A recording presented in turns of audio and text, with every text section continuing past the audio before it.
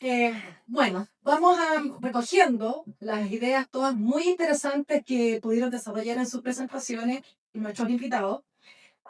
Como primer tema, yo acá anoté como grandes temas que salieron, pero quiero partir contigo, Armando, porque eh, la industria que está posicionada y que tiene sus años acá de trayectoria y todo, son los helicópteros.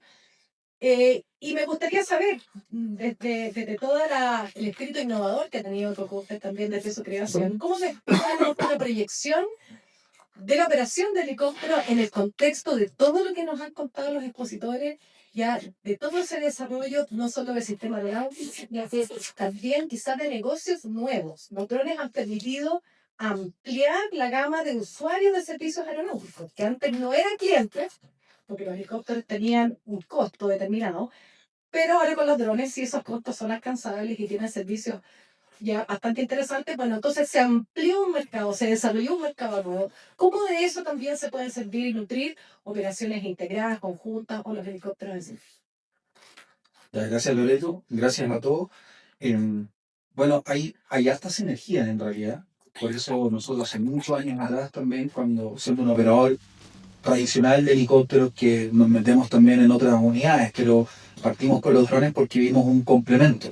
El- en general, los operadores de helicópteros, la primera mirada que tenían siempre de los drones era alerta, de seguridad, como el video que mostró Robert al principio, ¿no? Que es un elemento de seguridad importante, tener un cruce con un dron, y nosotros lo vivimos habitualmente, ¿no? Y no solo en ciudad, sino en ambientes hostiles, como llamamos. Puede ser selva, puede ser cordillera, pueden ser en incendios forestales. Entonces el ambiente hostil se convierte en un tema de seguridad importante. Pero la verdad, más allá de la amenaza en seguridad que representa, eh, el futuro conjunto va a depender mucho del mercado, Loreto, y del país en donde se da. En Chile tenemos la suerte, para los operadores de helicóptero, que prácticamente hacemos todos los trabajos de helicópteros que se permiten o que se hacen en el mundo. Absolutamente todos. Hay otros países que no, que solo hacen transporte pasajero o solamente combaten incendios forestales. Entonces acá tenemos una gama bastante amplia que se complementa muy bien con esto.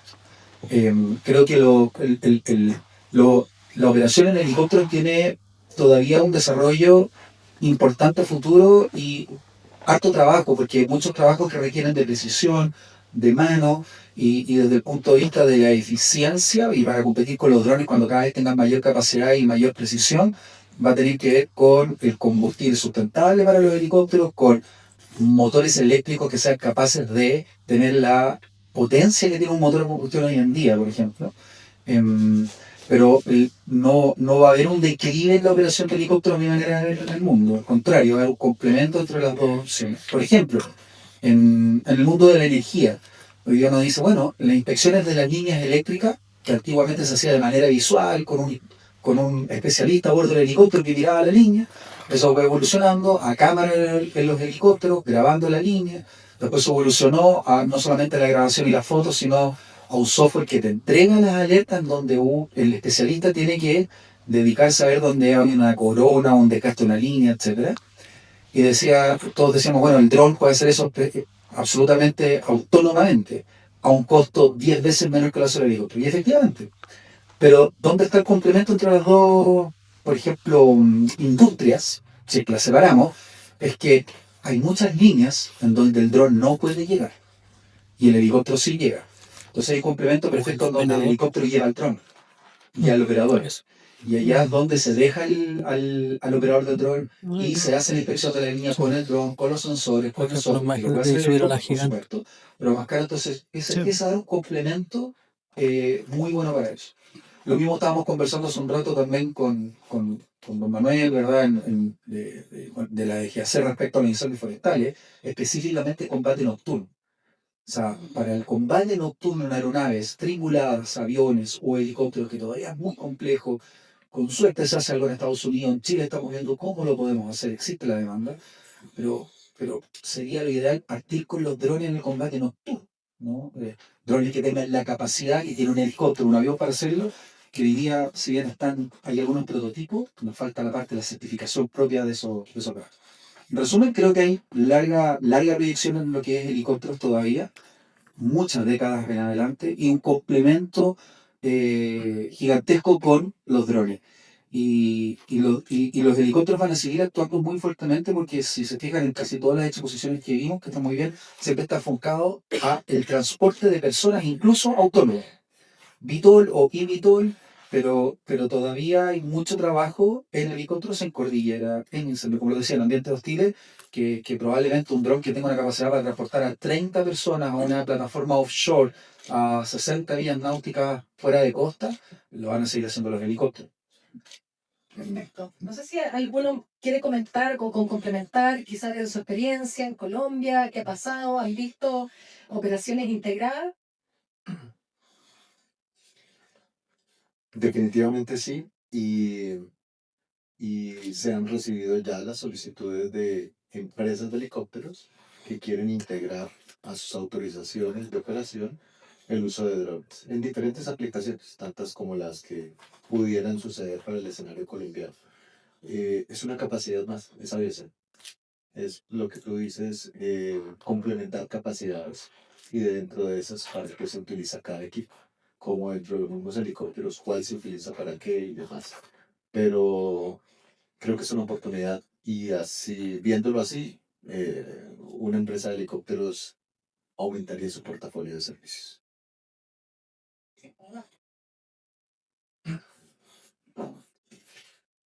Los drones no es una tecnología disruptiva, no desplaza ninguna tecnología, por eso se integran de forma internacional. Es más, lo que planteas de helicópteros, lo que se está haciendo, y se está haciendo concretamente en las Islas Baleares y en Estados Unidos también, salió una noticia hace como hace un par de días, es que primero antes de poner en marcha una línea operativa que sea de drones, primero se hace con helicópteros para ver la viabilidad económica, es decir, si el modelo de negocio funciona o no. E incluso se puede compartir y lo que ha dicho es 30 personas, un dron no serán 2, 3, 4. Entonces no hay que verlo como los drones que sea una tecnología disruptiva, sino al revés. Los drones van a facilitar que se desarrollen otras tecnologías como pues los helicópteros aún más. ¿Y cómo lo ves tú, Iván, como operador de drones? ¿Cómo ves tú a la industria de los helicópteros en esta proyecto? Es un tremendo desafío. Por cuanto el uso del espacio aéreo pudiera ser ilimitado, pero es limitado. En términos de la capacidad, el espacio, dónde van a volar y el conocimiento. Si es cierto, en las presentaciones nos hablaban de profesionalizar esta profesión de dron, de piloto de dron. Hoy día estamos en ese camino, en la cual nosotros podamos entender primero que nada que la seguridad operacional está por sobre cualquier cosa y a partir de eso podemos empezar a planificar y crear líneas respecto al uso de los mismos airlines que vaya en beneficio de nosotros y no sea un peligro para el resto de la aviación tripulada, que eso es lo importante. El complemento del helicóptero con el dron es una combinación perfecta, sin embargo, también es importante destacar que la tecnología hoy día está avanzando tan rápido que sin embargo necesitamos sí o sí dos cosas. Primero, una infraestructura clara en la cual el operador pueda diferenciar en las zonas que sí puede volar y en las zonas que no puede volar, por el propósito de que pueda determinar efectivamente que no sea un riesgo para la visión tripulada. Ese es un tema realmente importante para nosotros los droneros. Nosotros como asociación, ASOTAN, una de las ideas también es unificar criterios, escuchar a las empresas que están trabajando con drones y al mismo tiempo guiarlas en un proceso, en un camino en el cual básicamente se abrió este espacio en el cual hace muchos años atrás era muy cerrado. Solamente personal de la aviación, militar, podía incursionar en el espacio aéreo. Hoy día esto se ha abierto de tal manera que definitivamente se necesita que las empresas que hacen capacitación sean más o menos profesionales en un tema, y al mismo tiempo nosotros tengamos esa conciencia, así como lo vimos en el video, de que un dron puede ocasionar un accidente. Un accidente hay muerte. Eso es lo importante. Bueno, básicamente un poco, mirando un poco de afuera, ¿no? Porque no llega directamente con el tipo de producto o de servicio que nosotros damos, pero es una forma natural, porque están haciendo helicópteros en un nombre natural. Así como vemos que el cambio de nombre que tuvo la asociación gremial, ¿no es cierto?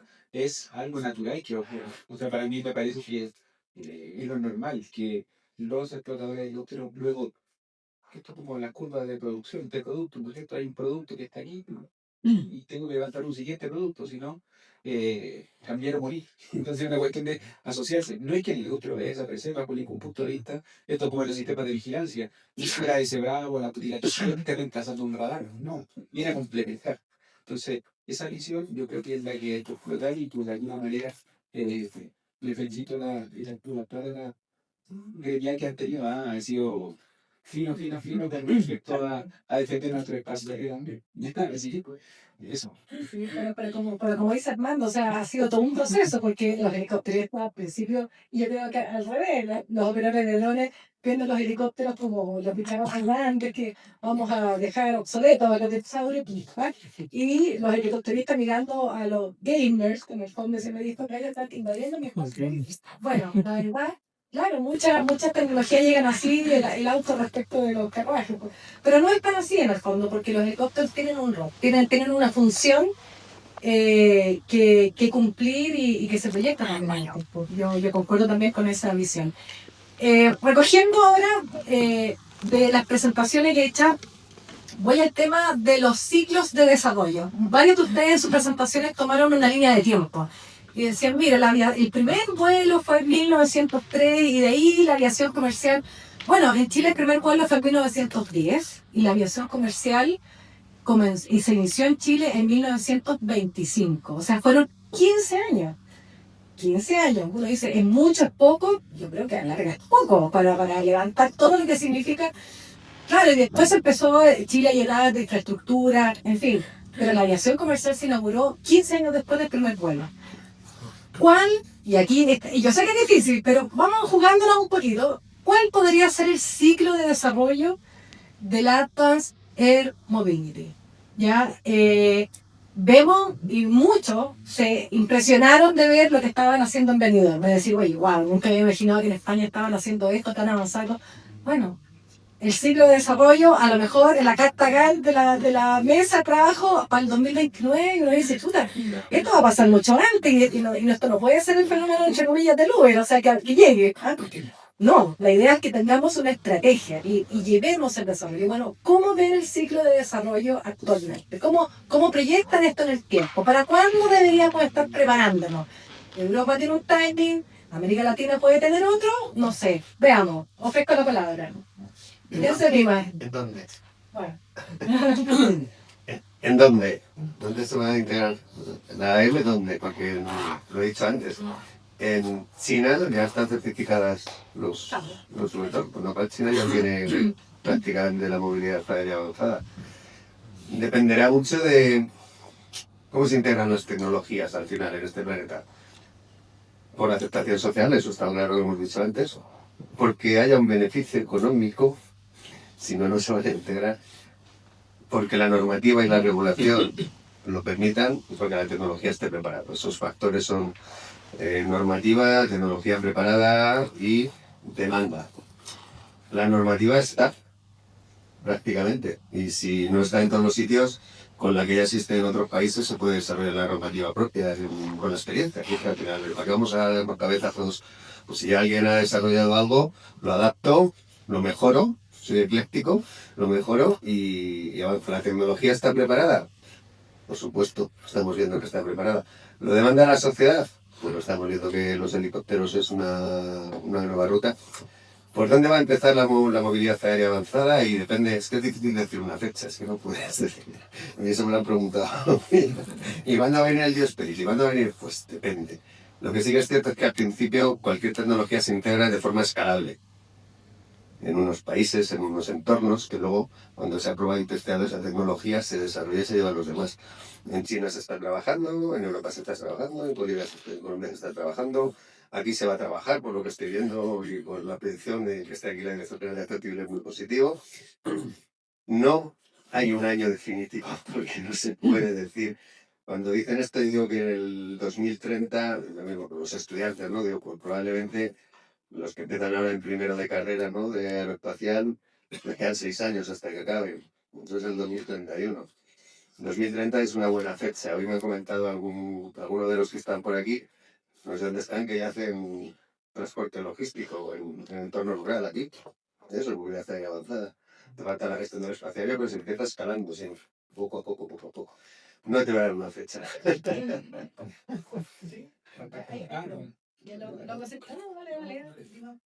Sí, la fecha es difícil. Sí, Y es difícil con base en dos cosas, en tecnología y entorno. Puede que esté la tecnología, pero no está la normativa para poderlo aplicar. Eh, en tecnología, ya lo dijo Israel, realmente de manera general ya está, independiente de que sea IHAN o que sean los diferentes desarrollos a nivel mundial. Si hablamos de transporte de pasajeros, falta un par de procesos, pero es cuestión de unos pocos años para que tengan un certificado tipo otras aeronaves.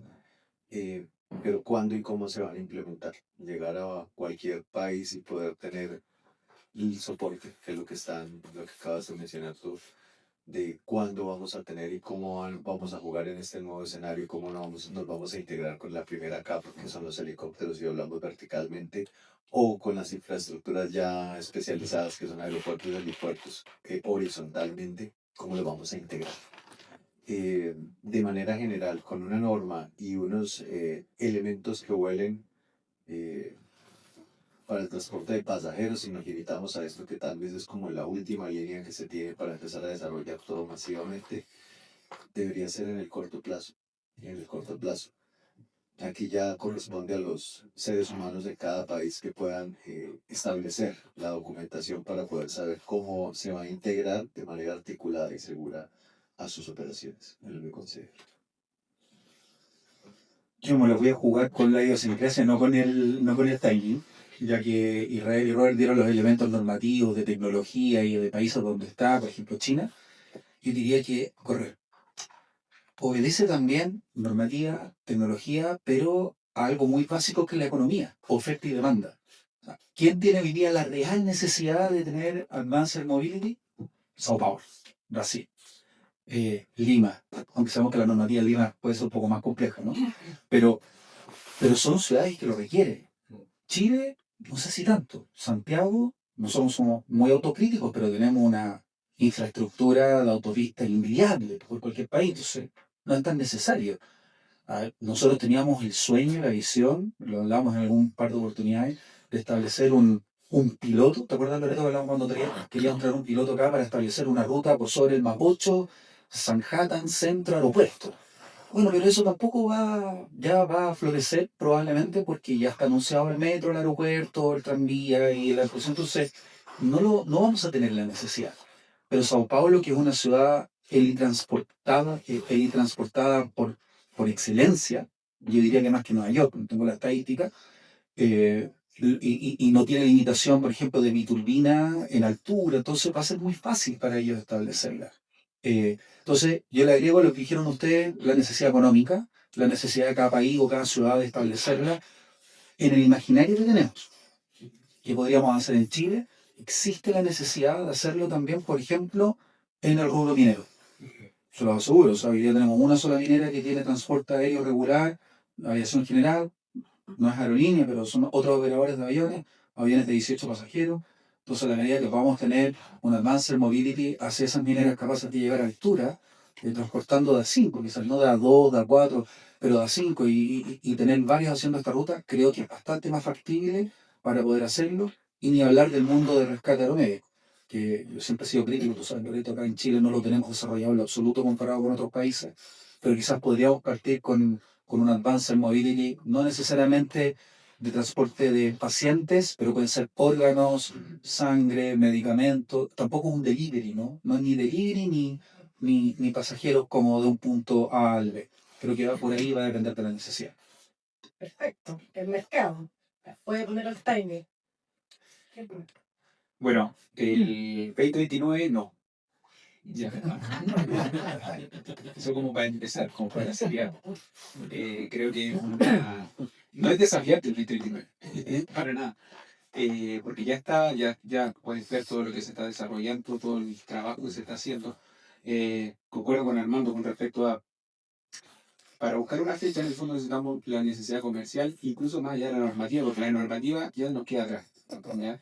Entonces, el sector minero, el sector agrícola, infinidad de cuestiones de fotografía satelital, que en vez de fotografía satelital hacerlo con drones para poder tener una mejor definición, porque tú puedes matarlo también. Hay muchos servicios, pero esto también tiene que pasar de alguna manera por ampliar el ecosistema, tener reuniones quizás gremiales.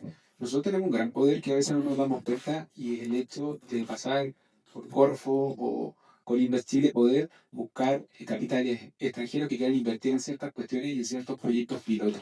Tenemos que definir, como bien dices, la necesidad comercial que encontremos y detectemos como país, ¿ya? Llevándolo a Chile, la necesidad comercial que detectemos como país, donde claramente de transporte el ciudadano, lo mismo que tú dices, era algo que estaba muy lejos, pero por ejemplo, analizar todos los drones que pueden operar sobre una instalación minera es impresionante. O sea, tienes de seguridad, de fotografía, tienes para la prospección, tienes gente incluso hasta para limpiar los que son los paneles solares cuando tienen paneles solares. Tenéis como 3 o 4 operadores que pueden estar en el mismo espacio. Buscar un caso de uso y en base a ese caso de uso, con la normativa existente, no en Chile, sino que fuera, ver hasta dónde podemos llegar y así de alguna manera hacer esta planificación, que como les comentaba antes, el View Space, que no sé, Ray, pero cuántas veces le han cambiado la fecha a cada uno de los módulos, casi siempre van corriendo un poquito cuando no llegan, ya, yo me acuerdo que partieron como ayer, que le faltó el 2030, tiene que haber sido, tiene que estar todo integrado, ahora van en 2040 o por ahí. Uno, dos, Sí, sí, en uno, dos, tres, cuatro, dos, y empezaron a... Eso no importa, porque eso, la cuestión es tener una estrategia, un plan. Vamos a hacer esto comienzo, tomamos el caso de uso, ese caso de uso lo vamos desarrollando, el desarrollo de ese caso de uso, ¿cómo nos va? La normativa, oye, esta parte de la normativa en realidad nos genera tales conflictos porque ¿cómo lo manejamos? ¿Ya? Tenemos naturaleza distinta, tenemos servicios diferentes que podemos dar, los servicios que pueden hacer con drones, incluso hasta se me ocurre, qué sé yo, rescate en alta montaña, donde tú tienes que tirar o cobertura con wifi a ciertos espacios, ¿no? Donde tú haces un enjambre de drones para poder llegar con cobertura a algún sitio en particular que quieras llegar. ¿Por qué? Porque tenemos una geografía compleja. Entonces, en esa geografía compleja también podemos ocupar. No sé, hay una mesa y la idea es que todo el mundo pueda participar de ella, las asociaciones gremiales, tirar un poco también del resto de los estados, buscar una ciudad, buscar una industria, buscar una locación que quiera hacer ese venidor, mejor dicho, para no llamar colegio de India. Y seguramente las universidades van a estar interesadísimas en continuar esto. Y desde luego la industria, aquí estamos. ¿Ya? Yo creo que estamos más cerca del urban que de Altares. Estamos claros. Las utilidades que hoy día tienen los drones son infinitas también, porque como los teléfonos, cada cierto tiempo aparece un nuevo modelo. Y la empresa del chileno es agarrar tu modelo y lo puedo adaptar. Lo puedo adaptar en diferentes modos, por ejemplo, para el lavado de ventanas y fachada. Lo puedo adaptar para levantar estructuras. Lo puedo adaptar para incluso recuperar personas que están ahogando en el mar. Entonces, es complicado poder decir, pucha, vamos a tener el año 2030 una actualización en la cual se van a utilizar ya los certificados de tipo para que puedan operar las aeronaves que puedan transportar personas. Y eso es otro paso mucho más importante. Sin embargo, nosotros como usuarios, como empresas que trabajamos con drones, y los drones, en la medida que nosotros veamos y tengamos esa conciencia en la cual nosotros tenemos que ir más allá. Porque de hecho la mesa de trabajo está trabajando en eso, está viendo aspectos importantes en los cuales se pueda desarrollar investigación, se pueda desarrollar un proceso en el cual se pueda evaluar la factibilidad de un proceso que no está o que no existe en nuestro país, pero sí existen las capacidades terrestres, aéreas, tecnológicas para poder desarrollarlo. La autoridad aeronáutica tiene todas las herramientas para poder normar y fiscalizar todo el tipo de procesos, ¿no? Sí. Entonces, falta solamente lo que nosotros estamos haciendo, una aceptación social, profesionalizar esto, y a partir de eso, las mismas universidades, que son instituciones claves para poder desarrollar estos proyectos a largo plazo, que puedan ir avanzando también en concordancia con las empresas, con las asociaciones, con las instituciones, con la aeronáutica, de tal forma que podamos nosotros ya tener una ruta de trabajo en la cual se pueden establecer hitos y de ahí en adelante poder establecer más o menos aquí a 10 años, 15 años, porque la normativa no sale de un año para otro. Las normativas son años, 4 años, 2 años, pero aquí más o menos usted recién evaluándose y fue para que esté más ahora 6 años. O sea, es un largo proceso.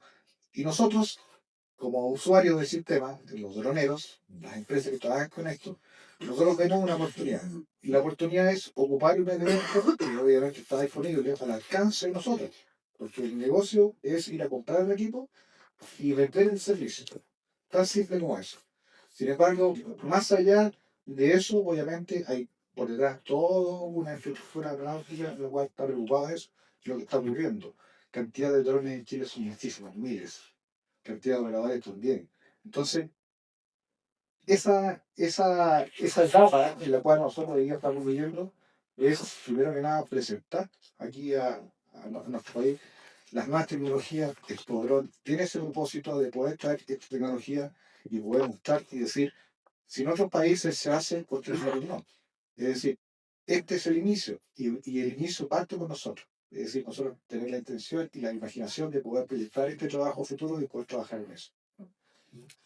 Gracias, Iván. Bueno, en pro del tiempo, yo tengo 2 o 3 grandes temas con los que podemos seguir dialogando, pero creo que es momento también de pasar el micrófono y saber qué preguntas, qué comentarios tienen de los que se han quedado fielmente hasta esta hora con nosotros acá de manera presencial.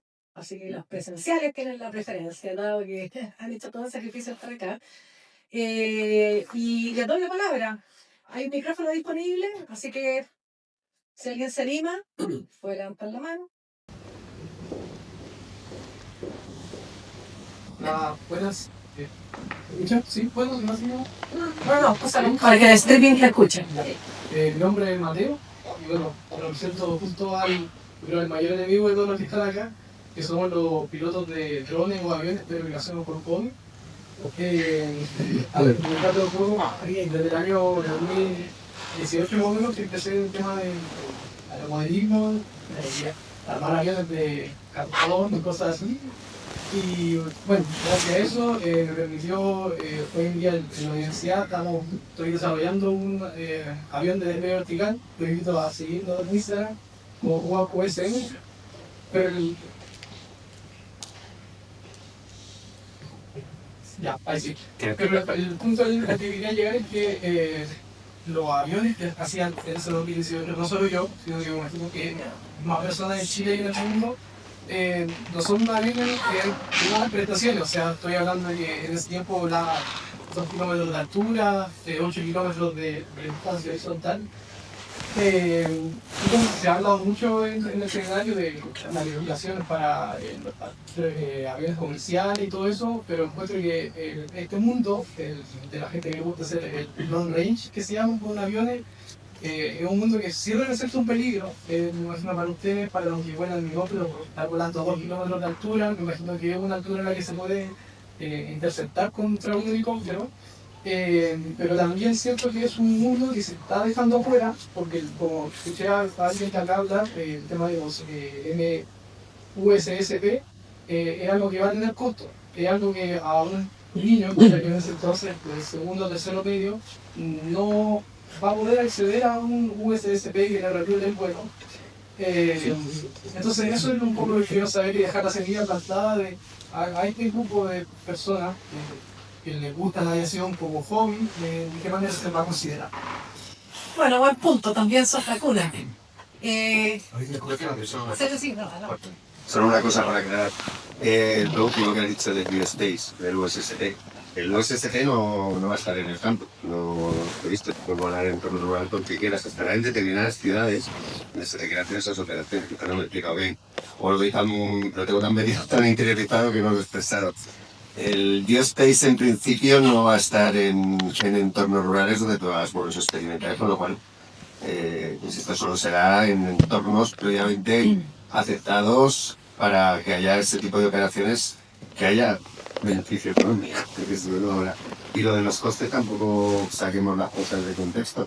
No se sabe todavía si va a ser con costes caros o baratos, o sea, en principio se pretende que sea gratuito hasta que se empiece a generar un modelo de negocio, pero vamos, Pensáis que también son las autoridades, los proveedores de servicios oficiales a nivel nacional o los del país son los que están empezando a impulsarlo. Yo porque les interesa gestionar el espacio aéreo para la integración con ATM y que no haya ningún tipo de problema dentro de eso. Y luego a los 2 kilómetros de altura a mí me ha dejado muy frío, pero bueno. Un poco para... Actualmente, pero no es necesario y mandante que uses un USCP. El USCP se va a usar, como bien dice Israel, en entornos aéreos, ya sea urbanos o en espacios aéreos controlados.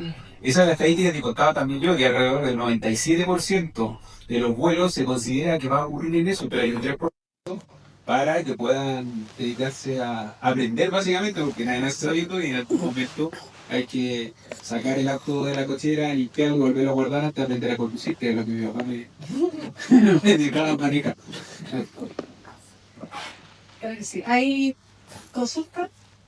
Yo quiero más que una consulta, interesante lo que acaba de decir, porque dijo que se iba a 8 kilómetros, que iba a 2.000 metros, 6.000 pies. Entonces, la verdad es que fuera del espacio aéreo controlado, estamos interactuando los helicópteros con ustedes y yo no sé si hay algo de conciencia en cuanto a en vuelo visual. Uno para el norte en Chile vuela para el más 500, para el sur vuela para el más 500. ¿Hay algo de ese conocimiento al menos perfecto de que no choquemos y que vuelen a altitudes que son las estándares desde el punto de vista aeronáutico? Solo para saber y entender. ¿Eso lo tienen ustedes como concepto por lo menos? Pregunta cruzada que no me había imaginado. Claro. Justamente, como le indicaba, esto era como en el año 2018, hoy en día el proyecto lo estamos desarrollando en la universidad, pero claro, un niño de segundo medio, el conocimiento respecto al... O sea, yo en ese tiempo volaba 2.000 metros, todo con el menor conocimiento, entonces por eso encontraba que es súper importante que se busque una manera de, no solamente que sea, ya, dejémoslo volar libremente, porque estamos en el mismo espacio aéreo, entonces que de alguna manera se le integre personal, al menos. En ese tiempo había algo que se llamaba Altitude Angel, que te permitía transmitir a ti tu posición a un sistema en Estados Unidos. Acá en Chile obviamente no estaba integrado, pero no tenía conocimiento. ¿Hoy día tampoco? Hoy desconozco hoy en día. Porque Pero entonces ahí desde el punto de vista, a lo mejor como... Para que te escuchen en el streaming. Entonces a lo mejor tenemos que pensar desde el punto de vista aeronáutico, país, no sé, algo de una cultura que tiene que ser, no sé, que haya una base, algo que establezca, que determine, que por último la gente algo sepa, lo que van a hacer algo aeronáuticamente hablando, hay un mínimo, hay una base, hay un algo. Ese es el video. Lo que estamos dialogando es el video entre el niño de segundo medio y el profesional. Pero no Sí, definitivamente, sí, señor. Sí. Tal vez la segunda acción que se hizo en el 2022 fue generar un plan de comunicaciones para las personas. Común, un plan de comunicaciones en un lenguaje que no fuera aeronáutico, sencillo. ¿Por qué vuelan hasta 400 pies? ¿Por qué no se acercan a un aeropuerto? ¿Por qué tiene que registrar un dron? Es hablar con personas que completamente desconocen, pero desconocen al más básico sentido que es la aviación. Fácilmente pude encontrar en su momento videos, personas volando a 18.000 pies con Factor en Colombia. Y de esos y muchas cosas más que muy probablemente suceden no en Colombia, no en Chile, sino en todo el planeta. En todo el planeta. Si buscamos un poquitico en YouTube, vamos a encontrar, y además son orgullosos de mostrarlo. Eso se contrarresta con educación aeronáutica, cultura aeronáutica. Y es, por ejemplo, hace poco hablábamos en Colombia y hace cuánto no recordamos los 400 pies. Entonces, a alguien encargado de navegación aérea, por favor, haga un video de 400 pies en modo... Explíquele a un niño de 8 años por qué no debe volar a 400 pies. Si él no lo entiende, no se esfuerce, eso ya no sirve. Necesitamos mostrar esto. Y así sucesivamente con todas las cosas. Es un plan. cada semana está saliendo una nota diferente. Algo desde operaciones, algo desde registro, algo desde seguridad operacional, en modo súper sencillo. ¿Quién En redes sociales. tomó esa iniciativa? ¿Quién tomó esa iniciativa? ¿Quién lo está mostrando? ¿Quién está liderando eso que tú estás haciendo hoy día?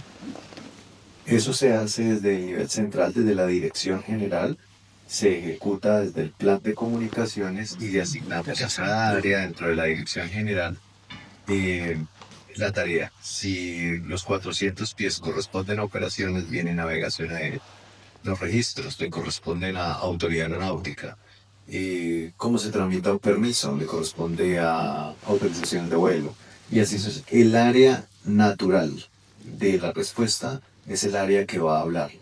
Otra cosa importante que ahora hablaba en el coffee break es el objetivo es que hayan muchas personas hablando, porque no se identifica a una persona. No hay un Javier Pérez como que es el que sabe todo, sino está Javier, María, Carlos, Robert, Santiago, y así sucesivamente. Entonces las personas dicen, esto es una cultura, es una entidad completa hablando. Hay muchas personas hablando.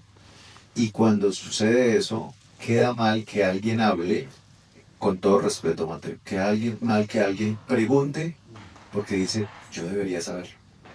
Eso es lo que estamos tratando nosotros de inculcar en las personas. Cuando vamos he estado con 400 pilotos de dron. Por supuesto, hay que respetar a las personas, hay que respetar a cualquiera y decirle, oye, tú no sabías eso, te lo vamos a explicar. Ahí la profesora la pregunta, ¿cómo consideras que deberíamos contártelo? Entonces ahí Mateo se vuelve la versión ayuda nuestra. Quiero que me digan de esta manera.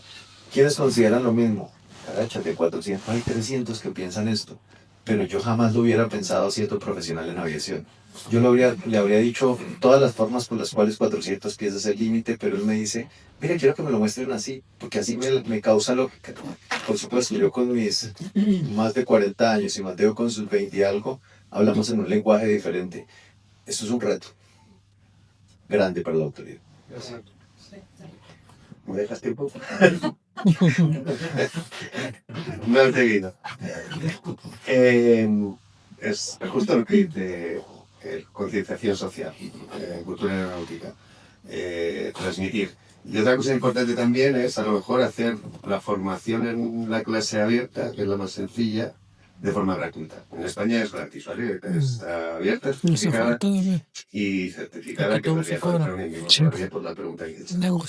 La formación les enseñan eso, cultura aeronáutica, les dan para poder operar de forma gratuita esa formación donde les explica que, bueno, pues, que de 500 pies para abajo, 400 en el caso de Colombia y España, es drones, 500 pies de margen y de 1000 pies para arriba, aviación tripulada. Y eso es clave, pero claro, ellos que van a salir con sus 16 años y cogen un dron y lo vuelan a 2 kilómetros, a 2000 pies y a 8 kilómetros, no lo saben. Entonces esa puede ser otra opción, lo que él dice de formación, concienciación social y mandar. Pero ¿cómo llegas también a los chiquillos jóvenes? No es fácil llegar, ¿eh? Pero sí que si se corre la voz de, oye, que mira, que hay una formación que es gratis, porque tampoco, claro, en España eso impulsa también, hay 250.000 pilotos ahora, ¿eh? 250.000 pilotos y 140.000 pilotos y 150.000 operadores. Lo llevamos desde el 2014 también. Entonces, todas esas fases ya las hemos pasado también, y también fue bueno. Y se consiguió mucha concienciación social también con ese aspecto. Y otra cosa que he hablado también en el networking, no sé con quién, la procedimentación, ¿no? Es decir, cuando esté la normativa o la regulación, si tú no la cumples, pues tienes una penalidad. Es decir, allí en España hay un protocolo establecido en el que tú, si está volando un dron, te llega la policía local o cualquier agente de la autoridad, pues, documentación, igual que con el coche. Documentación, papeles, carnet de conducir, matrícula y seguro. ¿Lo tienes? No. Eso también hace que haya concienciación social, porque luego cuando hay una multita de 3.000 euros o de lo que corresponda, pues por ahí, por ese camino también. Entonces son muchas pequeñas actuaciones que al final tiene que hacer llegar a la sociedad y a la población de que esto es positivo y que está bien. Por supuesto que lo que tiene que hacer es las autoridades de seguridad. Esa es su función. Sí. Bueno, vamos sacando cosas limpias, quizás en la mesa de trabajo en paralelo a la carta acá, del avance, de los términos de referencia, en fin, también tendríamos que pensar en cuál puede ser una estrategia comunicacional.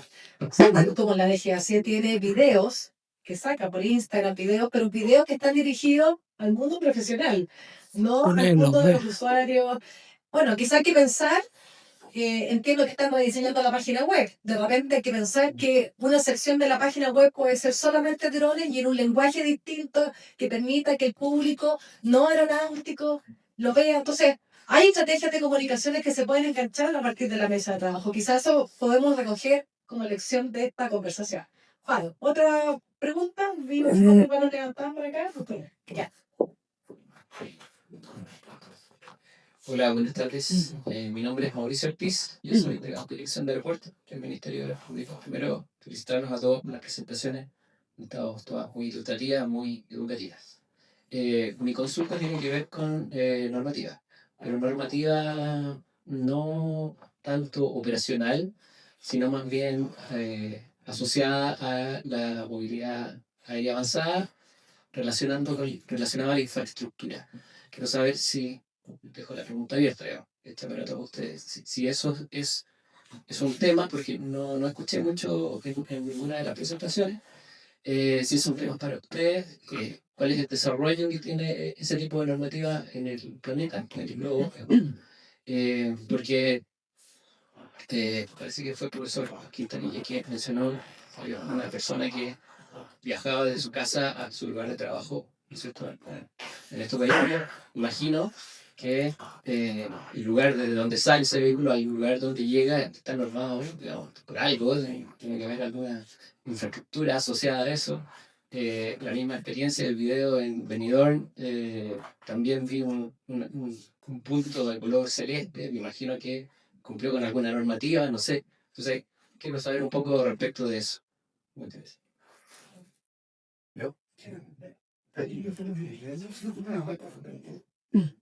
Breve. EASA, que es la Orquesta Europea de Safety, de seguridad aérea, EASA, sacó un libro blanco sobre vertipuertos.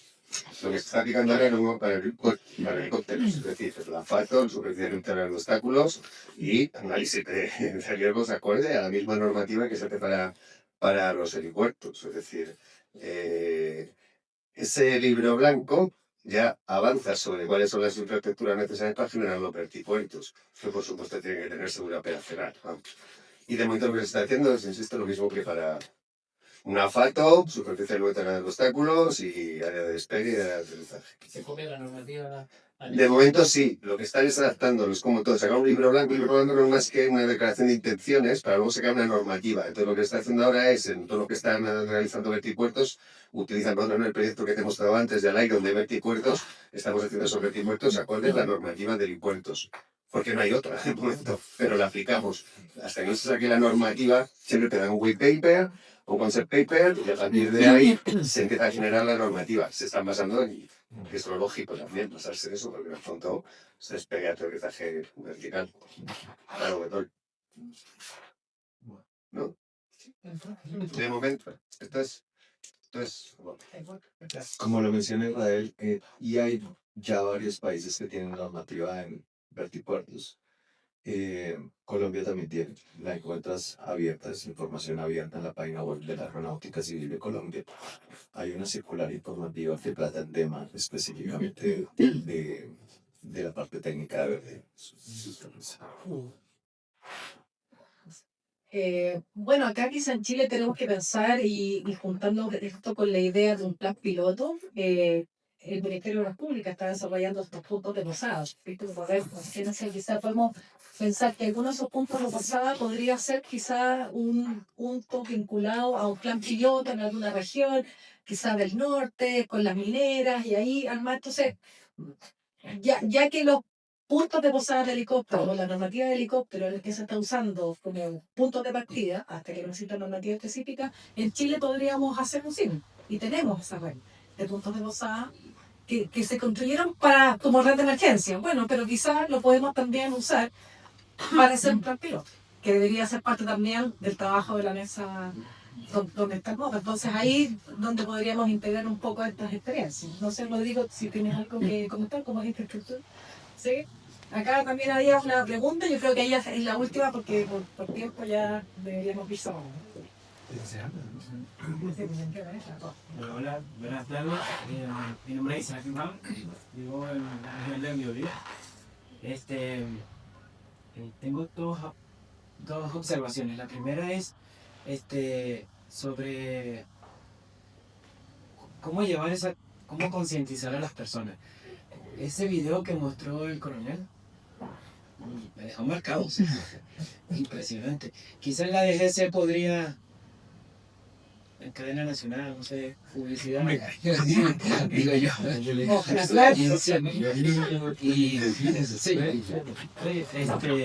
Y probablemente algunos jóvenes estudiantes que vuelen drones a 2 kilómetros de altura podrían verlo y quizás digan, es mala idea.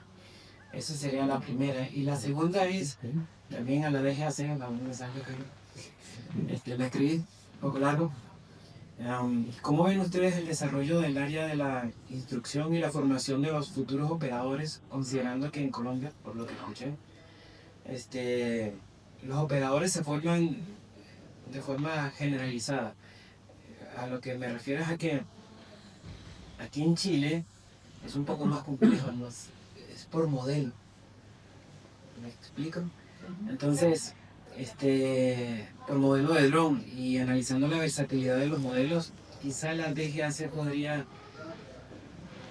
actualizar eso, podría cambiar un poco de eso. Nos certificamos es en base al modelo. Entonces, eso es mi... Además, ella, porque la seguridad operacional cruza fuertemente con este tema. O sea, el equilibrio entre la agilidad, ya la practicidad de un sistema de instrucción versus la seguridad operacional que está detrás. Ya en el caso de los helicópteros es bien clara en el fondo. Pero bueno, dejo la palabra, no sé a todos si tú quieres comentar algo o Iván, creo. Bueno, yo creo que para nosotros los droneros, un despegue de un dron es un incentivo.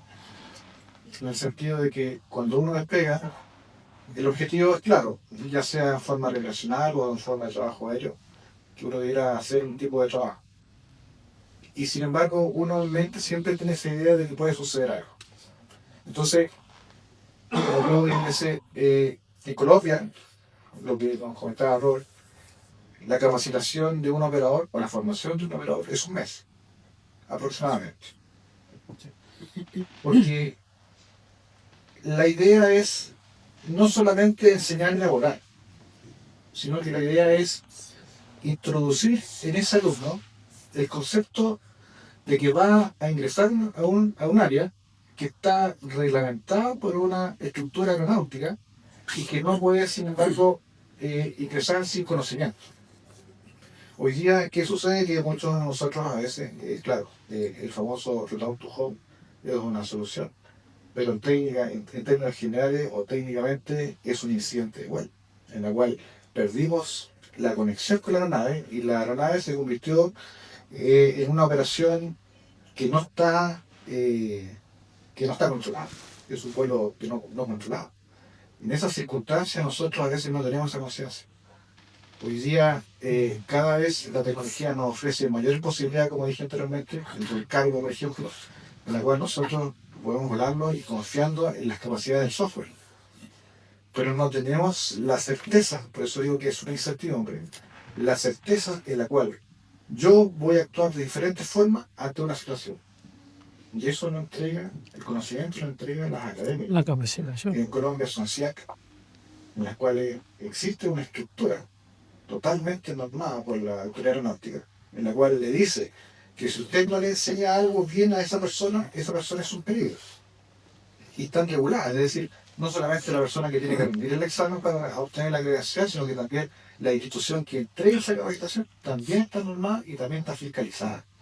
Entonces, es profesionalizar un tema hoy día en una profesión que hoy día, si es cierto, a lo mejor no se le ha tomado seriamente o no se ha tomado el peso, en la cual nosotros tenemos que tener conciencia de que un dron puede ocasionar una acción.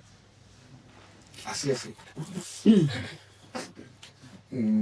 Aquí podemos ver dos tendencias, ¿ya? Por un lado, la tendencia, pilotos de helicópteros, pilotos de aviones, gente formada que estudió años para poder pilotar, que conoce perfectamente la normativa porque fue instruida en eso. Y por otro lado, la democratización de esto, que significa que cualquier persona se compra un dron y se pone a volar, ¿ya? Estos dos puntos los tenemos que hacer convivir de alguna manera, entre lo súper formal y normativo, que es la náutica convencional, con esta democratización que también el otro lado tiene que entender que está, y va a ser, aunque no quieras, va a estar. O sea, el dominguero de turno que sube y que te puede generar un problema va a existir, ¿ya? Aunque esté súper normado, que tengas sistemas contramedidas, va a aparecer el error. En lo personal yo veo súper complejo que llegue a suceder lo que tú estás planteando en cuanto a que cualquiera que se habilita como en drones puede volar cualquier dron, ¿ya?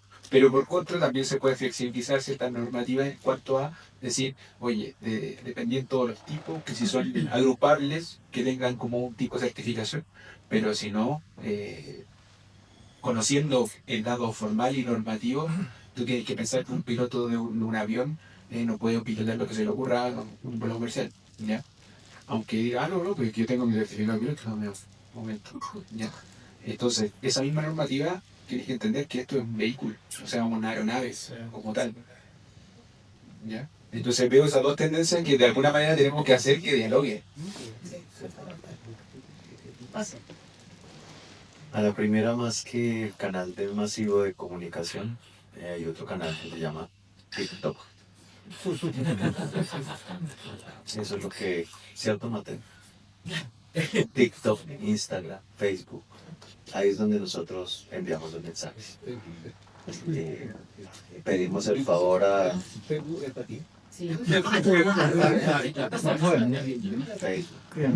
La verdad,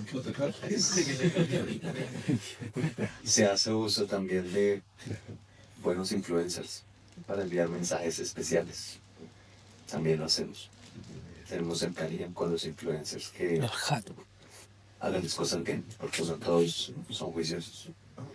Entonces hay que identificar personas que están cerca a la norma para poder enviar un mensaje determinado. Ese es como la medio masivo de comunicación, porque si por acá lo dijeron, los jóvenes no ven televisión, no van a ver, difícilmente van a ver un comercial de la DGAC en medio masivo. Ya la forma de capacitarse, si nos apoyamos mucho en los CIACs, se definió un currículo y ese currículo se sigue. Y sobre ese currículo pues más o menos se estandariza el mensaje que se quiere dar y se verifica. Hacemos el mismo proceso de cómo hacen la aviación tripulada, quién va a recibir el curso, cuándo lo va a dar, quiénes son los instructores, se valida. Pues eso realmente ya no es que a última hora llegó Robert Quiroga y bueno, habían 13, ahora hay 14 alumnos, ¿no? Se cierra antes el curso, se cierra con los instructores, se planea el curso, eso genera que las cosas salgan de una mejor manera. El tema de qué vuela y cuándo lo vuela, digamos que aquí, cuando uno ha volado dentro del avión y vuela por fuera del avión, es un poquitico más cómodo entender que el piloto de avión o de helicóptero no es el mismo piloto de dron, porque no entiende qué es lo que está pasando con esa máquina, sea pequeñita o grande. Entonces, aun cuando la palabra piloto se utiliza, tal vez se acerca un poco más al programador, salvo en unos pequeños casos, en que se vayan todos los satélites y se quede volando el dron y tenga que hacer uso real de algunos conceptos de vuelo. De resto, los sistemas hacen todo para una persona que opera un dron. Entonces, en ese orden de ideas, sí queda potestad de las autoridades poder decir cuándo se agrupan, qué se agrupa, cómo se agrupa, o cómo lo transversalizan. Ese término de quién es y qué opera, pues es una potestad grande de la autoridad. Otra cosa muy grande es educar a la comunidad de pilotos de helicópteros. que antes consideraban que de los 500 pies para abajo estaban solamente los pájaros. Hoy en día están los pájaros y miles de drones. El mensaje es claro. El límite de los 500 ahora hacia abajo solamente se puede romper en aproximaciones. Y este es un mensaje para pilotos de helicóptero de todo el planeta. Porque pues las particularidades, la forma de hacer de un helicóptero da para poder estar cerca al piso. Pero también por debajo de los 500 pies ya hay muchas personas que están haciendo sus vuelos comerciales, no comerciales, recreativos. Y pues ya ese límite se debe respetar. Tenemos en Daytona Beach el 30 de diciembre del 2023, si no me falla la memoria, una colisión entre un helicóptero y un dron. Los dos se salieron de sus límites. Entonces, es algo que generalmente no sucede. Eso lo encuentran en internet. Entonces, cuando los dos se salen del límite y además en un espacio geográfico, en vertical y en horizontal se encuentran, tenía que suceder. Y sucedió. Entonces, cuando uno se baja un poquitico y el otro se sube un poquitico, ahí ya pues pasa lo que no debe pasar. Entonces son como cosas, porque no... ¿Qué pasa si es un avión haciendo cosas que no debe donde no debe? También sucede lo mismo, independiente de donde sea. Entonces realmente no importa si son profesionales o si son amateurs. Nos debemos acoger todos a la norma, porque igual accidentes de avión y helicóptero han sucedido sin que los drones estén habitando el espacio aéreo. Entonces no necesitamos un dron a 2 kilómetros o un dron a 18.000 pies para que haya un accidente de helicóptero o avión. A la final, todo esto es un condicionamiento humano. ¿Quién opera el avión o el helicóptero? Un humano a bordo. ¿Quién opera un dron? Un humano que no está a bordo, pero que es humano. A la final, si el dron operara de manera autónoma, el dron no se subiría a los 400.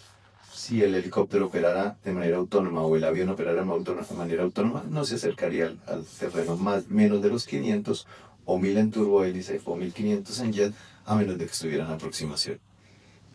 A la final, la consideración sigue recayendo en el ser humano. Por eso es tan importante nuestro concepto del tema de la educación permanente con esos errores. Un apunte muy breve. Con respecto a lo de los helicópteros y los drones, porque ya no sé también. Recuerdan que les he dicho que había 1880 operaciones aéreas en La Habana de 50 días, 1880 operaciones aéreas. No hubo ningún accidente, solo hubo 2 incidentes. Y los 2 incidentes fueron que helicópteros invadieron la zona de drones, no por nada, sino, lo explico, no interpretemos nada.